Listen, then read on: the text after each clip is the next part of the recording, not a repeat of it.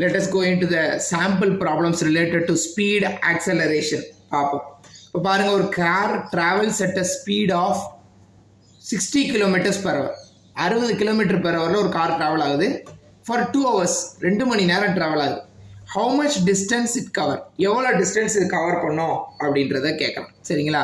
உங்களுக்கு ரொம்ப சிம்பிள் எப்படின்னா ஸ்பீடுக்கு ஃபார்முலா என்ன, டிஸ்டன்ஸ் ட்ராவல்டு போய் பெரியன்ட்டு இப்படி தான் ப்ராப்ளம் கேட்பாங்கன்னு இல்லை. இது ரொம்ப சாம்பிள் ப்ராப்ளம், ரைட்டுங்களா?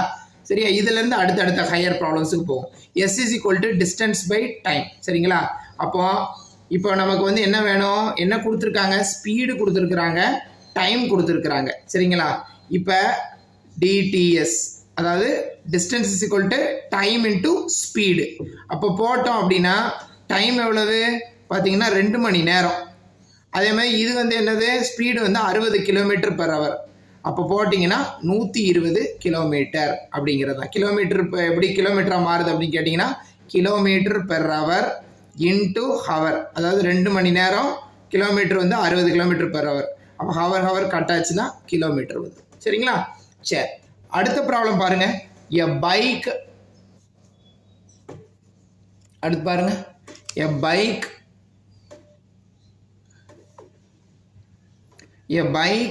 increases its speed from 10 meter per second to 30 meter per second in 5 seconds.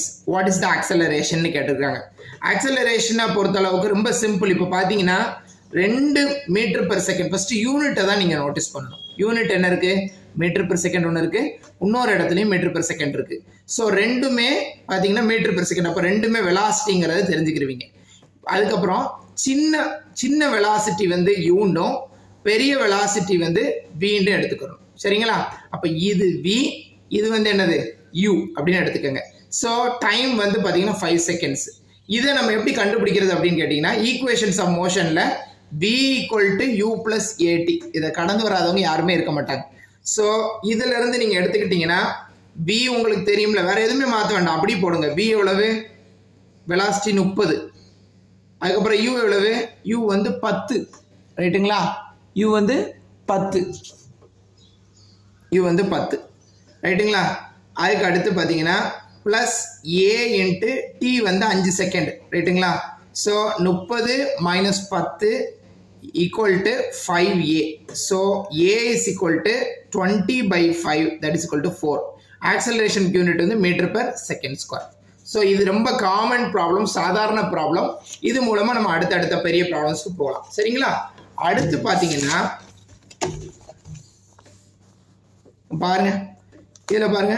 A body starts from rest and accelerates at 2 meter per second square for 6 seconds. What is the final velocity? ரொம்ப simple. Time கொடுத்துட்டாங்க, acceleration கொடுத்துட்டாங்க, அவங்க வேற என்ன கேட்குறாங்க, what is the final வெலாசிட்டின்னு கேட்குறாங்க. அப்போ இனிஷியல் வெலாசிட்டி இருக்கு, ஃபைனல் வெலாசிட்டி இருக்குங்கிறத தெரிஞ்சுக்கணும். அப்போ initial velocity, body starts from rest, ரெஸ்ட்ல இருந்து மூவ் ஆகுது. அப்போ ரெஸ்ட்ல இருந்து மூவ் ஆகுதுன்னா initial velocity 0. Body starts from rest அப்படி கொடுத்துட்டாலே இனிஷியல் வெலாசிட்டி என்னது 0. அப்போ ஃபைனல் வெலாசிட்டி என்னது பார்த்தீங்கன்னா ஃபைனல் வெலாசிட்டி நமக்கு தெரியாது, என்னன்றது தெரியாது. அதே நேரத்தில் டைம் கொடுத்துட்டாங்க 6, ஆக்சலரேஷன் கொடுத்தாச்சு 2. சரிங்களா? அதே மாதிரி v is equal to u plus at போடுங்க, u வந்து 0 போடுங்க, a வந்து 2 போடுங்க, அதுக்கப்புறம் t வந்து 6 போட்டு மல்டிப்ளை பண்ணுங்க, உங்களுக்கு v கிடைச்சிரும். Final velocity is equal to 12 metre per second, ரைட்டுங்களா? அடுத்து பாருங்க, இதுவும் ரொம்ப ஈஸியான ப்ராப்ளம். இது எல்லாமே சாம்பிள் ப்ராப்ளம்ஸ் தான். A car moves with initial speed 5 metre per second. அப்போ இனிஷியல் ஸ்பீடு வந்து 5 metre per second and accelerates at 3 metre per second square. அதாவது இது ஸ்பீடு கொடுத்துருக்குறாங்க பார்த்தீங்கன்னா, ரைட்டுங்களா? இது வந்து ஸ்பீடுன்னு சொல்கிறாங்க, ஆனால் மீட்டர் பெர் செகண்ட்னா நம்ம என்னன்னு புரிஞ்சுக்கணும், வெலாசிட்டின்னு புரிஞ்சுக்கணும். இது வெலாசிட்டி கொடுத்துருக்குறாங்க, இனிஷியல் வெலாசிட்டி. இது வந்து பார்த்தீங்கன்னா ஆக்சலரேஷன் கொடுத்துருக்காங்க 3 metre per second square. For எத்தனை செகண்ட் கொடுத்துருக்காங்கன்னா 4 செகண்ட் கொடுத்துருக்குறாங்க. ஃபைண்ட் த டிஸ்பிளேஸ்மெண்ட் வேணும். அப்போ இனிஷியல் வெலாசிட்டி கொடுத்துட்டாங்க, ஆக்சலரேஷன் கொடுத்துட்டாங்க, டைம் கொடுத்துட்டாங்க.